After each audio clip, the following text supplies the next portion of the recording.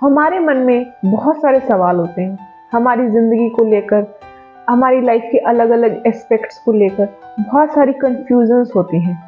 तो आज मैं आपके लिए एक ऐसी बुक की समरी लाई हूँ जिसमें बहुत सारी हमारी कंफ्यूजन्स दूर हो जाएंगी, और उस बुक का नाम है youth and truth unplug with सदगुरु। सबसे पहले हम इस बुक का टाइटल समझेंगे, उसके बाद कुछ क्वेश्चंस जो मुझे बहुत इम्पोर्टेंट लगे जो इस बुक में डिस्कस किए गए हैं वो हम डिस्कस करेंगे। चलिए स्टार्ट करते हैं बिना किसी देरी के। यूथ का मतलब ज़रूरी नहीं है कि हम उसको एज से ही लिंक करें। यूथफुलनेस का मतलब ये है कि हम बिना किसी कंक्लूजन पे जंप करें, लाइफ को एक फ्रेशर एस्पेक्ट से देख सकें। इस बुक में ट्रुथ जो है वो बहुत ही हल्के फुल्के मैनर में एक्सप्लोर किया गया है, जो इस बुक का एक बहुत बड़ा प्लस पॉइंट भी है। सदगुरु कहते हैं कि वो इस कॉन्सेप्ट के साथ इसलिए आए हैं क्योंकि जो टाइम है वो सबके लिए इक्वली पास कर रहा है। सिर्फ एक चीज़ हम मैनेज कर सकते हैं, वो है हमारी एनर्जी, और एनर्जी यूथ में सबसे पीक लेवल पर होती है। जब हम अपने लाइफ में एक क्लैरिटी लाते हैं तो हम कुछ फिनोमिनल कर सकते हैं अपनी लाइफ में। तो इसीलिए सदगुरु बहुत सारे कॉलेजेस में जाकर क्वेश्चन आंसर सेशन करते हैं, जिसमें स्टूडेंट्स हर अलग अलग एस्पेक्ट से क्वेश्चन पूछते हैं और सदगुरु उनका रिप्लाई करते हैं। फर्स्ट क्वेश्चन एक स्टूडेंट पूछती है कि अगर हम बिना किसी गोल के, बिना किसी कमिटमेंट के या डेस्टिनेशन के हम अपना पहला स्टेप कैसे ले सकते हैं। क्योंकि जब हम कोई भी डिसीजन लेते हैं तो वो हम अपने गोल को ध्यान में रखते हुए लेते हैं। सदगुरु रिप्लाई करते हैं कि जब हम किसी गोल की तरफ कमिटेड हो जाते हैं या फिर जब हम कोई गोल बनाते हैं, वो गोल किस बेस पे होता है? वो गोल हमारी लिमिटेड इंफॉर्मेशन, नॉलेज और अंडरस्टैंडिंग के बेसिस पे होता है। इसका मतलब ये है कि हमने एक लिमिटेड गोल के लिए कमिट कर दिया है, जो कि हमारी लिमिटेड डाटा पे बेसिस पे आया हुआ है। इसलिए ज़रूरी है कि हम किसी भी गोल की तरफ अपने आप को कमिटेड ना करें। अगर आप एक लिमिटेड गोल के लिए, एक लिमिटेड टाइम के लिए अपने आप को कमिट करें तब तक तो ठीक है, लेकिन आपको अपनी लाइफ को अनफोल्ड करने का एक मौका देना चाहिए।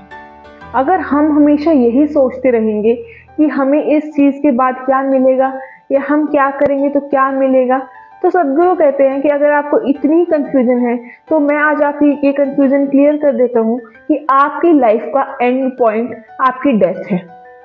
इसलिए आपको उन सब चीज़ों की टेंशन लेने की ज़रूरत नहीं है।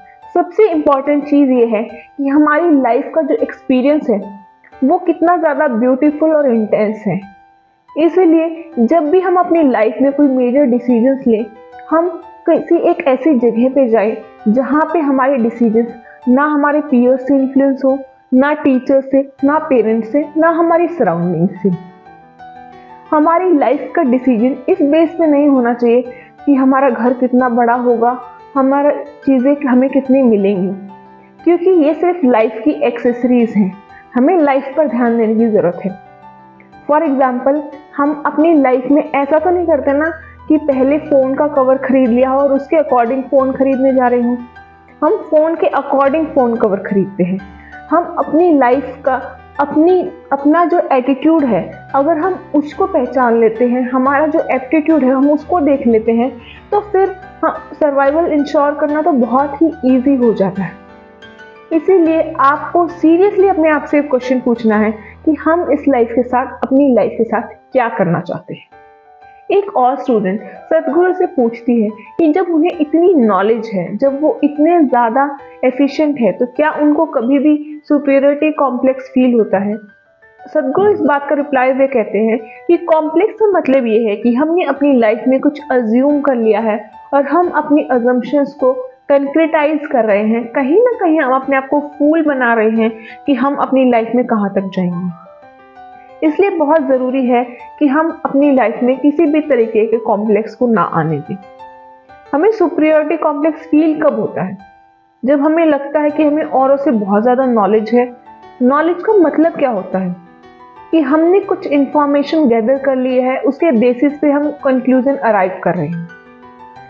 सदगुरु कहते हैं कि जब आर्टिफिशियल इंटेलिजेंस आएगी तो इस नॉलेज की कोई भी वैल्यू नहीं रह जाएगी, क्योंकि ये नॉलेज हर जगह आपको अवेलेबल मिलेगी।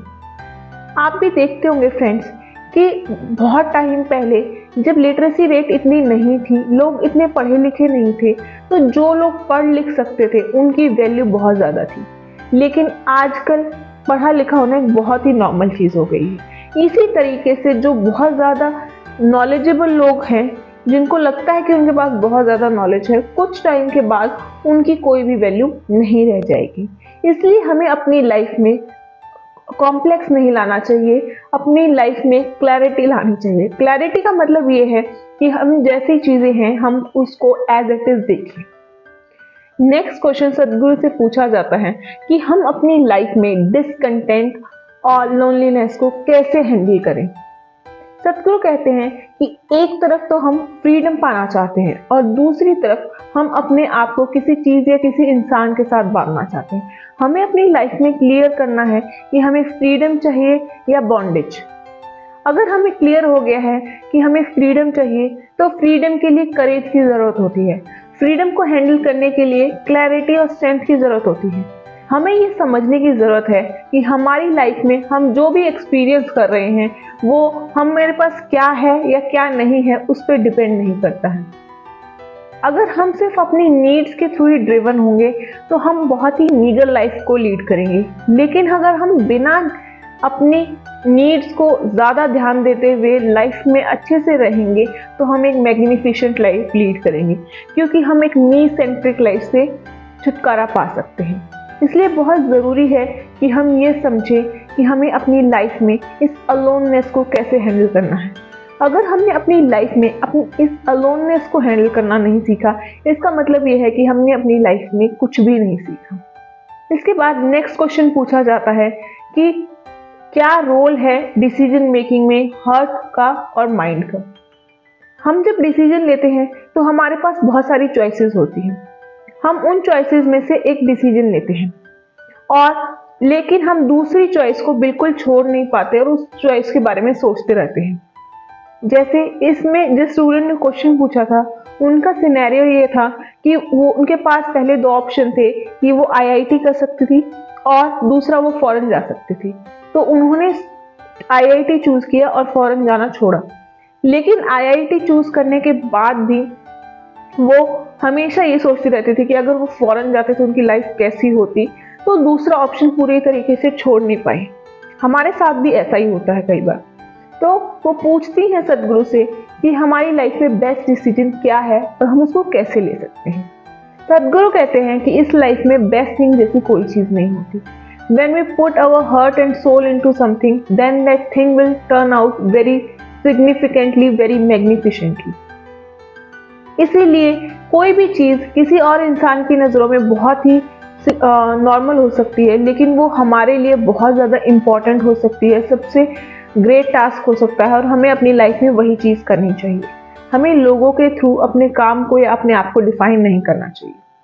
नेक्स्ट क्वेश्चन पूछा जाता है कि जब इतने सालों से इतने टाइम से रिजर्वेशन की फैसिलिटी है तो क्या आगे लोगों को रिजर्वेशन देने की ज़रूरत है। सदगुरु रिप्लाई करते हैं कि अभी भी डिस्क्रिमिनेशन पूरी तरीके से ख़त्म नहीं हुआ है। अभी भी गांव में जाके देखिए तो लोगों को बहुत सारी पब्लिक प्लेसेस पे एक्सेस नहीं है, अभी भी उनके साथ डिस्क्रिमिनेशन होता है। इसलिए एंट्री पॉइंट रिजर्वेशन देना चाहिए ताकि हम लेवल प्लेइंग फील्ड खेल सकें। लेकिन हमें जो रिजर्वेशन है वो सिर्फ एजुकेशन और एम्प्लॉयमेंट में देना चाहिए और प्रमोशन हमेशा हमारी मेरिट के बेसिस पे ही होनी चाहिए। अदरवाइज हम रिजर्वेशन के लिए कॉम्पिटेंस को सेक्रीफाइस कर देंगे। उसके बाद हमें ये भी देखते रहना चाहिए कि कितनी पॉपुलेशन जो है वो डिस्क्रिमिनेशन से निकल के एक सिग्निफिकेंट लेवल ऑफ लिविंग पे पहुंच चुकी है, ताकि उनको जिनको रिजर्वेशन की ज़रूरत नहीं है हम वहाँ से रिजर्वेशन ख़त्म कर सकें। नेक्स्ट क्वेश्चन पूछा जाता है कि हम पेरेंट्स को कैसे समझाएं कि it's okay to get less marks in exam. हम कैसे समझाएं कि हमें अपने बच्चों को किसी दूसरे से कंपेयर नहीं करना चाहिए। सदगुरु कहते हैं कि आजकल जो एजुकेशन है वो सोशल फिनोमेना बन चुकी है और वो एक लर्निंग प्रोसेस नहीं है, ना ही वो अपने हॉराइजन्स को इनलार्ज करने का एक मीडियम है। सोशल फिनोमेना बन चुकी है एजुकेशन। इस बात का क्या मतलब है? मतलब ये है कि हम एजुकेशन को एक दूसरे से कंपेयर करने का एक मीडियम बना चुके हैं। अगर बगल वाले का बच्चा डॉक्टर है तो हमारा बच्चा भी डॉक्टर ही बनना चाहिए। इसीलिए हम सोशली एक दूसरे को कंपेयर करते रहते हैं, जिससे ये प्रॉब्लम अराइव हो रही है। इसलिए बहुत ज़रूरी है कि हम ये समझ सके कि हमारे सर्वाइवल के लिए सारे प्रोफेशंस बहुत ज़्यादा इम्पॉर्टेंट हैं और इसके लिए हमें इकोनॉमिक पैरिटी लाने की ज़रूरत है। नेक्स्ट क्वेश्चन पूछा जाता है, रेलेवेंस ऑफ एजुकेशन। सदगुरु एजुकेशन का रेलेवेंस बताते हुए बताते हैं कि ट्रेडिशनल एजुकेशन में 12 साल तक बच्चे को कुछ भी नहीं सिखाया जाता था, उसका सिर्फ अच्छे से खाने, सोने और खेलने पर ध्यान दिया जाता था। इस बात के पीछे का इंटेंट ये था कि उनका ब्रेन एक रीजनेबल साइज तक ग्रो हो जाए, उससे पहले कि वो किसी चीज के लिए उस पर लोड डाले। सदगुरु 3 सिस्टम ऑफ एजुकेशन डिस्क्राइब करते हैं जो उन्होंने स्कूल खोले हुए हैं। इनमें अलग अलग सिस्टम्स चलते हैं। फर्स्ट, ईशा विद्या। 40% जनरेशन के बच्चे अपनी जनरेशन में सबसे पहले बार स्कूल जाने वाले हैं, लेकिन फिर भी वो एफ्लुएंट इंग्लिश स्पीकर हैं और कंप्यूटर्स हैंडल करने लग जाते हैं जब वो 7-8 साल के होते हैं और उन्हें एक्स्ट्रा करिकुलर स्टफ भी सिखाया जाता है। Next is Isha home school. इसमें 20 चिल्ड्रन एक घर टाइप में बना के रहते हैं जिसमें 2 हाउस पेरेंट्स रहते हैं। उनमें इंटरेक्शन होता है और लर्निंग प्रोसेस चलता रहता है। सदगुरु कहते हैं कि एक बच्चे के इंटेलिजेंस को एक्सप्लोर करना बहुत ज़रूरी है, लेकिन किसी के पास भी वो टाइम नहीं है। इसलिए जो 2 हाउस पेरेंट्स होते हैं बहुत ज़्यादा डिवोटेड लोग होते हैं। 7 दिन में से 4 दिन एक्टिविटी के होते हैं, क्योंकि बच्चों को मोनोटोनी से ब्रेक चाहिए, बोर्डम से ब्रेक चाहिए, उन्हें रेस्ट नहीं चाहिए। 50% टाइम वो music, dance, ecology, theatre, literature में बिताते हैं और 50% टाइम एकेडमिक्स में बिताते हैं। नेक्स्ट, थर्ड टाइप स्कूल है ईशा संस्कृति। इसमें 12 साल तक कंपलसरी स्टे होता है। 6 से 18 साल तक बच्चे को इन्हीं स्कूलों में रखा जाता है। इसमें कोई भी करिकुलम नहीं होता है, कोई भी सिलेबस नहीं होता है, बल्कि सिर्फ 6 सब्जेक्ट्स होते हैं जिसमें मार्शल आर्ट सिखाया जाता है, yoga, classical dance, music, English और संस्कृत। हम इंग्लिश के इम्पोर्टेंस को नेग्लेक्ट नहीं कर सकते। ग्लोबल लैंग्वेज है, ये आज की नीड है, इसलिए बहुत ज़रूरी है कि आजकल के बच्चों को इंग्लिश भी सिखाई जाए, इसलिए इसमें इंग्लिश को भी इंक्लूड किया गया है। इसमें बॉडी और ब्रेन पर फोकस किया जाता है बिना किसी इंटेंट के। वो प्रोसेस पर फोकस होते हैं, ना किसी गोल पर। योगा में एक सेइंग भी है, अगर आपकी एक नज़र आपके गोल पर है तो रास्ते पे सिर्फ आपकी एक ही नज़र है। नेक्स्ट, सदगुरु से डाइट का रेलेवेंस पूछते हुए एक योगिक डाइट को डिस्क्राइब करने की बात की जाती है। सदगुरु बताते हैं कि हमारे खाने के 2 एस्पेक्ट्स हैं। पहला ये कि हमारी बॉडी के लिए एक फ्यूल है, इसीलिए हमें एक ऐसा फूड चूज करना चाहिए जो हमारे सिस्टम में अच्छे से फिट हो जाए। दूसरा, हमें उसको गल्प डाउन नहीं करना है, बल्कि अच्छे से च्यू करना है। हमें जो बताया जाता है कि हम किसी भी फूड को 24 टाइम्स च्यू करें ताकि 30 to 40% डाइजेशन मुंह में ही हो जाए। इसका मतलब ये नहीं है कि हम बैठ के गिनते रहें कि कितना टाइम हो गया है। इसका मतलब ये है कि हम प्रॉपर से अच्छे से च्यू करके अपना खाना खाएं। इसके पीछे सबसे इम्पॉर्टेंट चीज़ ये है कि हम किस फॉर्म और किस कंपोजिशन में इस बॉडी को बेस्ट न्यूट्रिशन दे सकते हैं विद मिनिमम लेस ट्रबल। सदगुरु बताते हैं कि कैसे डिफरेंट टाइप्स ऑफ फूड हमारी बॉडी में जाके कितने टाइम में डाइजेस्ट होते हैं। अगर हम रॉ मीट कंज्यूम करते हैं तो इसको डाइजेस्ट होने में 70 to 74 आवर्स लग जाते हैं। अगर हम कुक मीट कंज्यूम करते हैं तो उसको डाइजेस्ट होने में 50 to 56 आवर्स लगते हैं। कुक वेजीज को 20 to 30 आवर्स और रो वेजिटेबल्स को 12 to 15 आवर्स। जबकि हम जब फ्रूट कंज्यूम करते हैं वो 1.5 से 3 घंटे में ही डाइजेस्ट हो जाते हैं। सदगुरु कहते हैं कि हमें ये समझने की ज़रूरत है कि हम किस फूड के साथ हमारी बॉडी ज़्यादा कंफर्टेबल है। अगर हमारी बॉडी कंफर्टेबल है तो हमारी लेथार्जी कम हो जाएगी, हमारा स्लीप कोटा कम हो जाएगा, हमारी एजिलिटी और हमारी एनर्जी बढ़ जाएगी।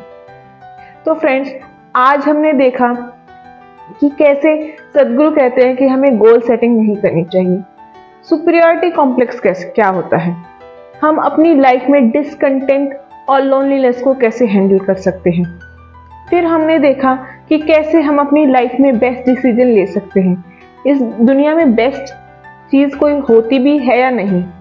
फिर हमने देखा कि इस देश में रिजर्वेशन की क्या ज़रूरत है, एजुकेशन क्या है और यौगिक डाइट के क्या क्या टेनेंट्स हैं। उम्मीद करती हूँ कि आपको ये वीडियो पसंद आई होगी।